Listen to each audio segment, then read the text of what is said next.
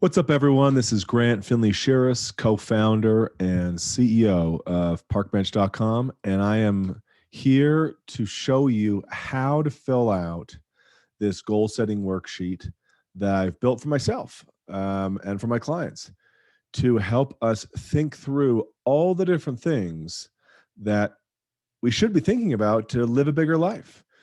Goal setting is so important because if you don't know what you're looking for, if you don't know what you're going after, well, then you're never going to get it. And so much of our life, we don't actually focus on the right thing. We don't spend our time thinking about all the areas of our life, all the timelines of our life, um, to help us when we're living our life be in tuned to the opportunities and the conversations and the people and the things that can help us move forward. And so this goal setting worksheet is really comprehensive so that you can really think through all the things that you want to achieve in your life, both short term and long term. And then at the end, I'm going to show you this really game changing financial freedom template, this Excel spreadsheet that I was taught learning from Ray Dalio, Tony Robbins, and some major investors and financial professionals that really cleared the direction I want to go in, the number, right? It's a calculator, it's a worksheet that will help you figure out your number. Because it's so important to know, like, what is the number I'm trying to reach for my life? And everyone's going to be different what that number is. And it's so important to know that number, to figure it out, then put it up in the future, put the order in, wait for it to happen while you then focus on all these goals that we're going to go through right now. Okay. So I'm excited to show you that. Stay tuned. Now, for this worksheet, there's, I think, 7 categories to think about with goals. There's your goals around your happiness, your emotions, like who you are as a being and your values. Like what do you want more of? Who's the person you want to be? What are the emotions you want to feel more often? Describe what you want to be happy about. Okay. Something to think about. It's not quantitative. It's really, something that is a feeling, but it's perhaps the most important thing in life: happiness, positive emotions, the person you want to be, living your values. Okay, so think about that. The next area is a big common one for a lot of us because we live in an economic world, right? Money is fuel for the things we want in our life. Okay, for ourselves, for our family, for our friends, for our community, for our charities. Okay, so finances, wealth, and living. All right, think about that. Like how much money, and we'll go through lots of questions here, but so you got to figure out some numbers here for finances, for your wealth, and for your living situation. Then you got your self-development. So what are the skills you want to develop? Think about that. What are the behaviors, the habits that you want to have? Okay. What programs do you want to get into? It was a dream for me to be coached by Tony Robbins, who is one of the best life and business coaches out there. And eventually it happened. And totally serendipity, a client of mine invited me to an event. And she had special access because she had been seeing him for many years. And then because of the situation we were in, we were able to make the investment to be a part of his, platinum program. And then because of that, I was able to get into a room and multiple occasions and have 5, 10, 15 minutes talking to Tony and asking him one-on-one questions. So put it on the vision board. Whoever, my wife, we wanted to do Joe Dispenza, and all of a sudden, poof, we had to go on our honeymoon, and there ended up being a cruise for a meditation retreat by Joe Dispenza. So it was like, hey, we always wanted to go on a cruise, and then all of a sudden Joe Dispenza is going to be on this cruise. So let's go combine 2 things together, and poof, we'll have an amazing time. Maybe you think we're weird going on a meditation retreat during our honeymoon, but that's, my wife and I. So next, think about the fun, the adventure, and you know what? It's okay to think about materials, like because sometimes those are the things that really actually get us to move. Like, I really want this new car. I really want these clothes. I really want this house. I really want this to go on this trip. I really want to go have dinner at this place and really not really care about the bill. Like, it's okay to have those because sometimes those are really fun, and fun is important. The next one is your work, your career, your mission. Like, what do you want to be doing in your life? Who do you want to be helping? What's your day-to-day look like that you want to have? Do you want to change careers? What's the mission? Why are you even doing what you're doing? What's it all about? Who is a community that you want to serve? So there's lots of questions around that. There's lots of questions around your relationships, your friends, your family. So goals around relationship with your spouse, goals around relationships with your kids, goals around relationships with your family, your immediate family, your extended family, and then your friends. If you want to have rich relationships, you got to actually think about the goals with those relationships so that when you are talking to those people, those goals will be on your mind, or at least in your subconscious. And then you will start to have the relationships that you want because you've thought about them. You put an intention out about them. Then you've got your health and your fitness and your activities goals. So stuff about your body, stuff about your health. Like, what do you want? Do you want a certain weight? Do you want a certain body weight or body fat? Do you want a certain strength goals, fitness goals, cardio goals, mobility goals, flexibility goals? Do you want to get good at a certain sport? How good do you want to be at that sport or that activity, that hobby, that interest? Do you want to complete a marathon, an Ironman? Like, put these goals out. Okay, think about these things. And when you think about these things, okay, sometimes the easiest way to think about goals is just to ask yourself, okay, for my health, what do I want to have? Okay, I want to have this kind of body. What do I want to do? I want to do these activities. Who do I want to be? I want to be a healthy, fit, strong person, and your brain, if you drink, if you have issues with drugs, if you have issues with eating too much, your brain sometimes want to go, I'm going to be a person who doesn't drink. I want to be a person who doesn't smoke. I want to be a person who doesn't do drugs. And that actually reinforces the habit because you're assigning a label that encompasses the problem. So make sure when you assign your labels and write down your goals that they're positive, they're reinforcing. So the opposite of a smoker is not a non-smoker. It's just a fit, healthy person who loves the air, loves water, loves fruits, loves vegetables, loves protein, and just your identity just has nothing to do with smoking. Your identity has nothing to do with alcohol or whatever the problem is. Okay. So think about these. What do you want to have? Finances. What do you want to do with those finances? How do you want to be as a financial person? How do you want to be seen when it comes to finances or your work or your career, stuff like that? And then when you think about goals, also think about goals that you want to do today, goals you want to do this week, this month, this quarter, this year, next 3 to 5 years, and then lifetime. These are the things you can think about. You can think today, weekly, monthly, quarterly, yearly. You can probably think next year. 3 to 5 starts to get a little bit fuzzy, whether it's 3, 5, 10, it's all kind of in the same, let's be real. It's all, most people overestimate what they can do in a year and underestimate what they can do in 5, 10 years. So, you just think about like 3, 5, 10 years, all, as one segment, and then lifetime. Like, this is, you'll go even bigger. Lifetime, what do you want to achieve? Where it's just so far out there, you have no idea. Like, do you want to buy a sports team? Do you want to own a jet? Do you want to travel to every single country in the world? Do you want to pay for your kids, all your kids, to go to the best schools money can buy? Like, what is it in your lifetime? Okay. And then below this is the general. The reason why I spent so much time on this first page is because this is the framework. You can use all the questions below to help you think through this, but you could just look at this initial framework and then just start writing. That's what you want to do. You want to write or type. Ideally, you want to write. There's some neuroscience around writing, blue ink, white paper, pro tip. So again, neuroscience with that color combination, blue ink on white paper, then with, red ink on yellow paper or black or whatever. And the motions, the neurotransmitters fired by writing. The movement patterns with writing is far more complex than typing. And so your body ingrains the goal when you write versus type. Again, this is a science, it's my background as well. But just do something. Okay. Just start putting it all down somewhere. Okay. And then here's a bunch of questions. Okay. To write down your goals. So the first one is your business goals.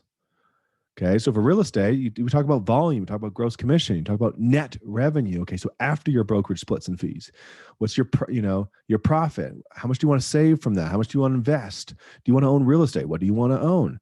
What ratio of buyers to sellers do you want? Do you want 50-50? You want 80-20? Like, what do you want? And get clear about, how many transactions you want coming from relationships versus referrals versus advertising.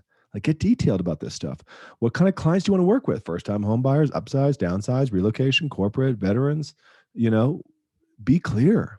The more clear you are, the easier it's going to be to go get it, to go find it, to look for it, to attract it. This is what I've learned. And I know I'm not alone on this. Lots of people agree. Okay.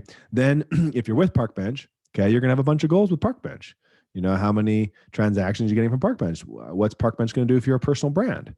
Okay. What does having a successful year as our client look like? Okay. How many people you want to add to your database, right? That's the power of our system, adding people to your database and your sphere of influence. So like, what's the number you want to get that to? And if you don't work with us, still think about that. What's the number you want to get your database and sphere of influence to? And then, how many interviews you want to do? How quickly do you want to get started? Okay. So there's a bunch of business goals, and those are usually them.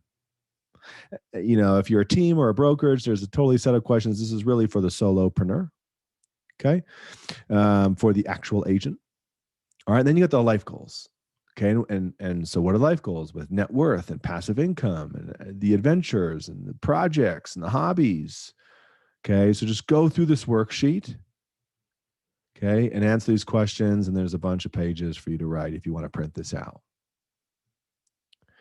Now, one of my favorite exercises is this financial freedom worksheet, where it helps you figure out what's the number, what's the asset value. Everyone's like, I need to be a millionaire. Well, 1 million, 2 million, 5 million, 10 million, like, it's pretty generic when you say, I want to be a millionaire. And then some people are like, I want to be a billionaire.